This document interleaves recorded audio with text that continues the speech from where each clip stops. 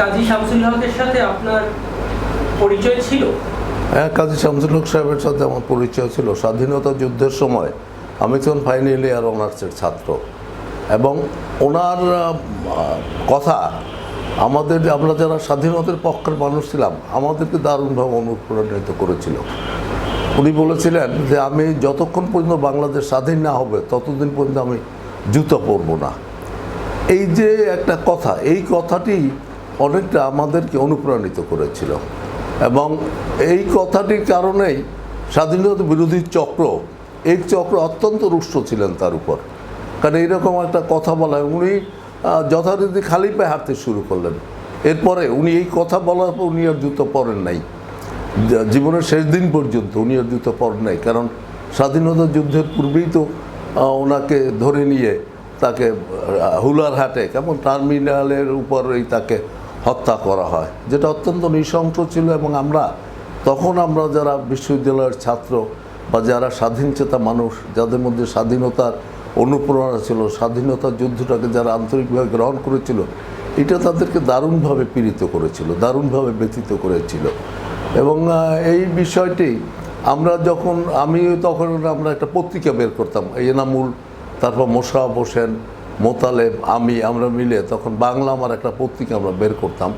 আমরা ওই পত্রিকাটা ওনার সম্পর্কে কিছুটা লিখতে চেষ্টা করেছি, মানুষকে জানাতে চেষ্টা করি। তখন অবশ্য অত্যন্ত কঠিন ছিল একটা পত্রিকা প্রকাশ করা বা সাময়িক জান্তাদের বিরুদ্ধে লেখা।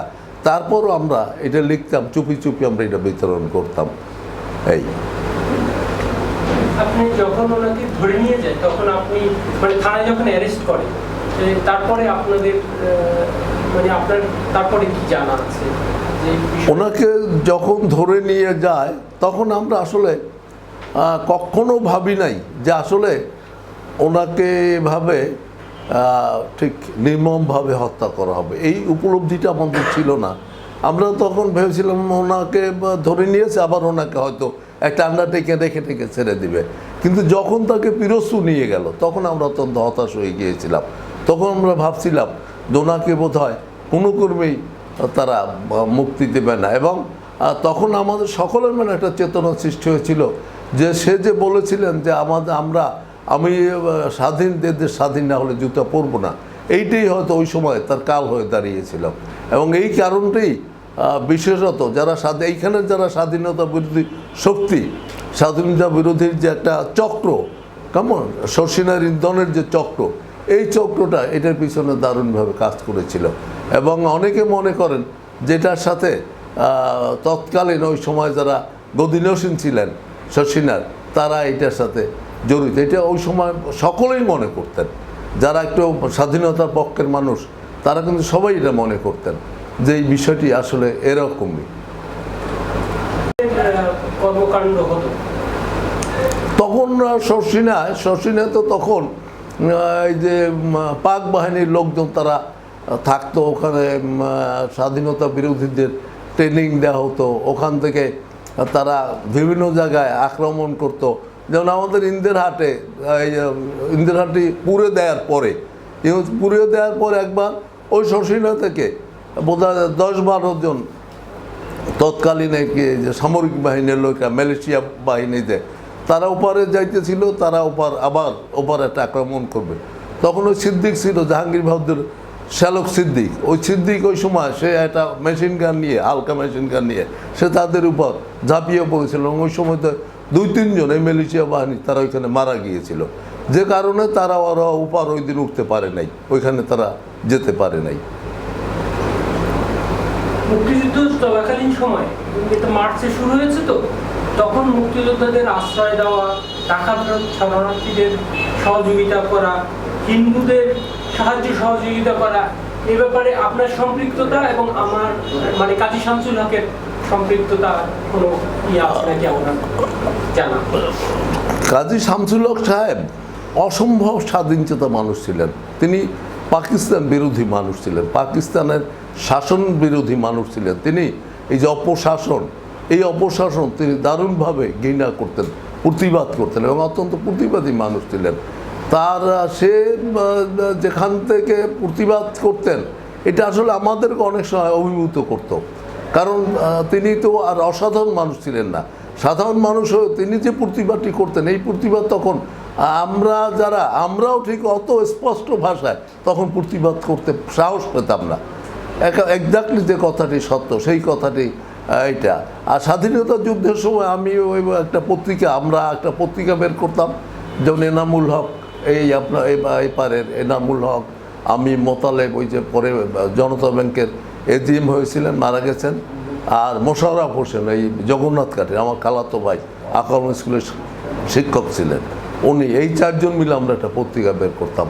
এই প্রতি অনেক দিন স্বাধীনতা যুদ্ধের সময়টা, তারপরেও দেশ স্বাধীন হওয়ার পরেও এই পত্রিকাটা কিছুদিন বের হয়েছে। আপনি বললেন যে উনি সাধারণ লোক ছিলেন, একদমই সাধারণ, তার জীবনযাপনও সাধারণ ছিল। তো তার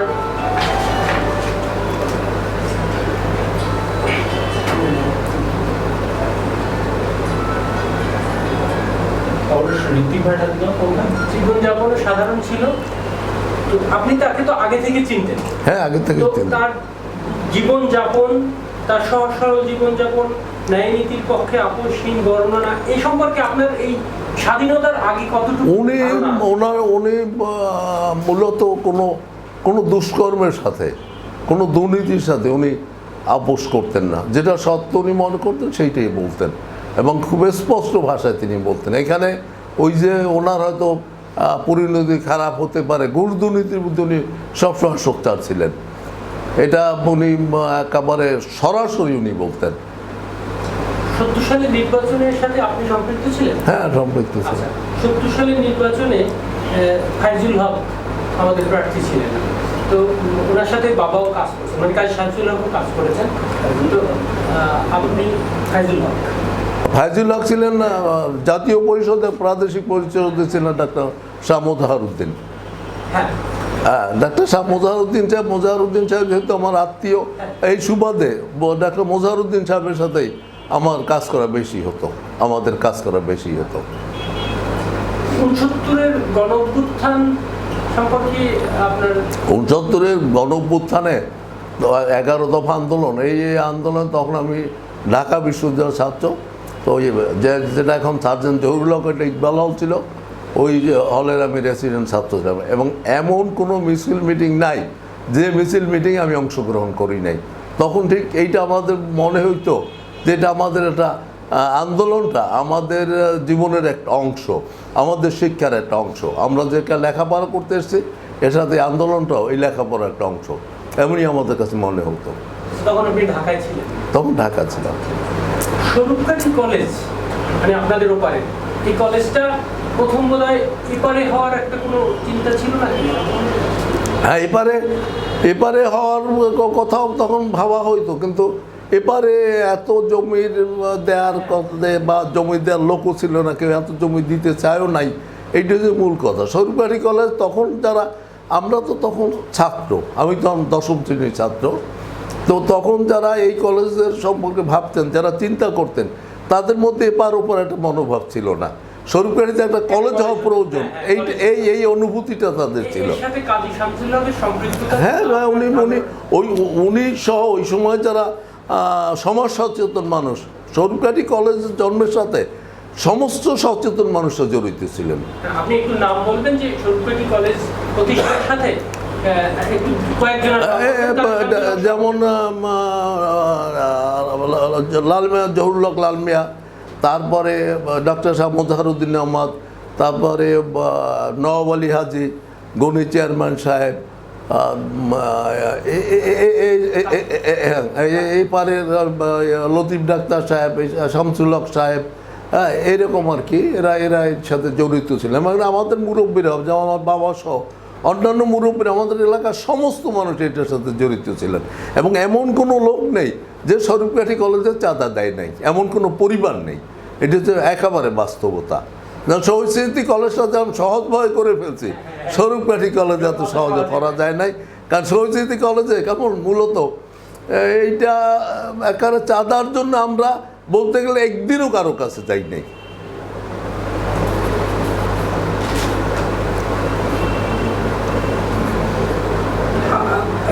এক জায়গায় আপনি এটা প্রশ্ন করেছিলাম, আপনি অন্যদিকে চলে গেছেন, আবার সেটা করি। 71 সালে মুক্তিযোদ্ধাদের আশ্রয় এবং ঢাকায় ফেরত শরণার্থী এবং হিন্দু সম্প্রদায় এদেরকে তো শেল্টার দিতে হয়েছে, নেতাদেরকে, শরীফবাড়ির থানার নেতাদেরকে। তাতে কাজী শামসুল হক সাহেবের ভূমিকা আপনার এইখানের যারা হিন্দু সম্প্রদায়ের মানুষ, এই হিন্দু সম্প্রদায়ের মানুষদের উনি আশ্রয় প্রশ্রয় দিতেন। শুধু উনি না, ওই সময় যারা স্বাধীনতার পক্ষের মানুষ, যেমন আমাদের বাড়িতে বলতে গেলে হিন্দুদের একটা ক্যাম্প ছিল, ওই মনিনাগের সমস্ত হিন্দুরা আমাদের বাড়িতে থাকতো। এবং এই সুবাদে একবার থানা থেকে গিয়ে আমাদের বাড়ি আক্রমণ করলো যে আপনারা হিন্দুদের আশ্রয় প্রশ্রয় দেন, তাদের মালপত্র আপনাদের বাড়িতে আছে। এটা আমার বাবাকে চার্জ করলেন।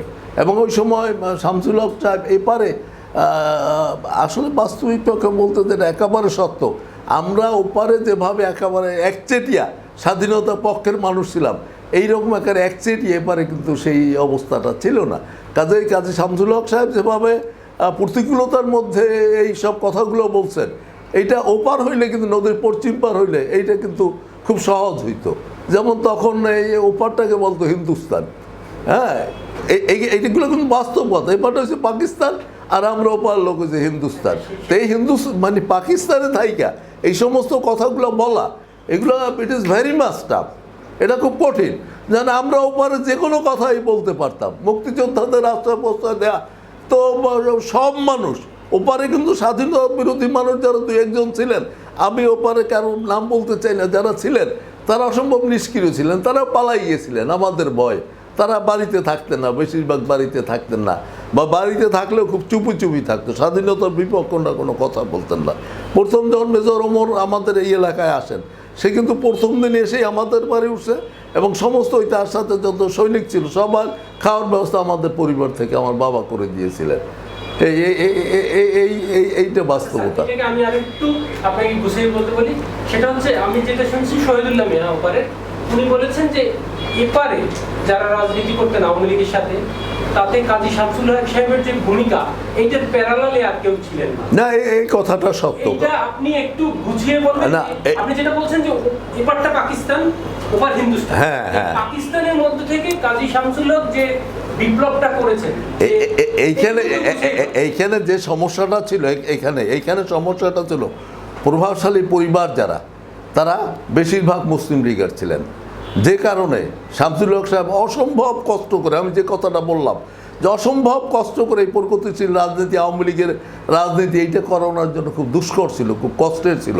সেই কষ্টকে স্বীকার করে এত ঝুঁকি নিয়ে তিনি কিন্তু এপারের রাজনীতি, যখন আওয়ামী রাজনীতি তিনি ধরে রেখেছেন, এইটাকে কেমন ছোট করে দেখার কোনো সুযোগ নেই।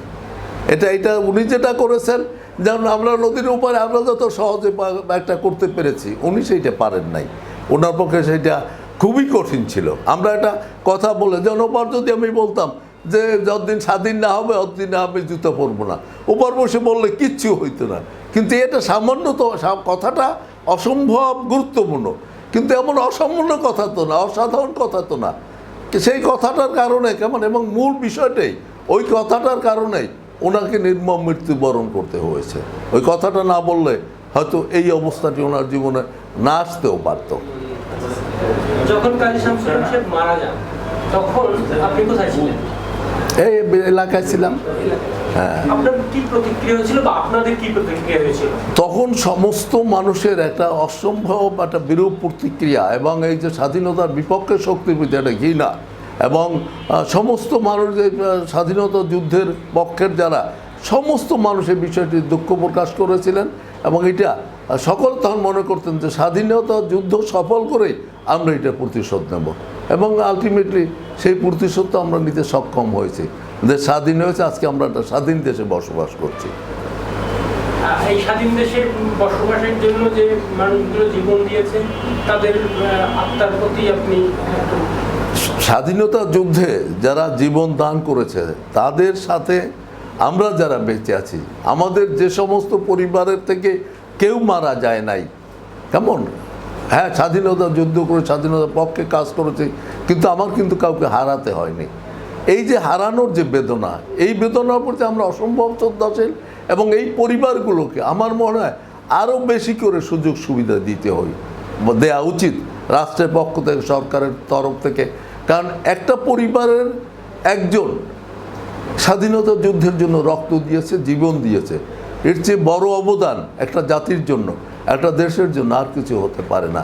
কাজেই যারা এইভাবে অবদান রেখেছেন, যারা জীবন দিয়েছেন, তাদের প্রতি, তাদের পরিবারের প্রতি, তাদের সন্তান সন্ততির প্রতি আমাদের রাষ্ট্রের আরও বেশি করণীয় আছে এবং আরও বেশি করা উচিত। এইটা আমি একার ব্যক্তিগতভাবে মনে করি। মুক্তিযোদ্ধাদের জন্য যেভাবে একটা উদারতা আমাদের আছে, সরকারের আছে, কিন্তু এই পরিবারগুলোর জন্য সেই রকম উদারতা বা সেই ধরনের দান অবদান বা সরকারের তরফ থেকে সেই ধরনের কোনো স্বীকৃতি, সেইটা আমার মনে হয় কিছুটা এটা ঘাটতি আছে। এই ঘাটতিটা না থাকাই ভালো এবং এই ঘাটতিটা আমরা খুব স্পষ্ট করে এই সমস্ত লোকজনদের যারা জীবন দিয়েছে, স্বাধীনতা যুদ্ধের জন্য রক্ত দিয়েছে, তাদের এই বিষয়গুলোকে আরও বড় করে সমাজে প্রকাশ করে, প্রয়োজনে তাদের সকলের কর্মকাণ্ড নিয়ে পুস্তক প্রকাশ করলেও সেটা ভালো হয়। বিভাগওয়ারি করা যায়, সেটা কেমন জাতীয়ভাবে করা যায়। এইটা যেদিন আমরা হয়তো করতে পারবো, সেই দিন আমাদের এই স্বপ্ন বা এই যে যারা যুদ্ধের জন্য, দেশের জন্য যারা জীবন দান করেছেন, তাদের এই জীবনদান কেমন অত্যন্ত মর্যাদাপূর্ণ হবে, কারণ তাদের সন্তান সন্ততিরা সেদিন হয়তো আরও বেশি আত্মতৃপ্তি লাভ করবে যে আমার বাবা বা আমার ভাই এই দেশের জন্য তিনি জীবন উৎসর্গ করেছেন। কাজে এর চেয়ে বড় অবদান আর কিছু হতে পারে না। একটা স্বাধীন দেশের জন্য এইরকম অবদান সৃষ্টি করা আসলে বিষয়টি অত্যন্ত গুরুত্বপূর্ণ। ধন্যবাদ।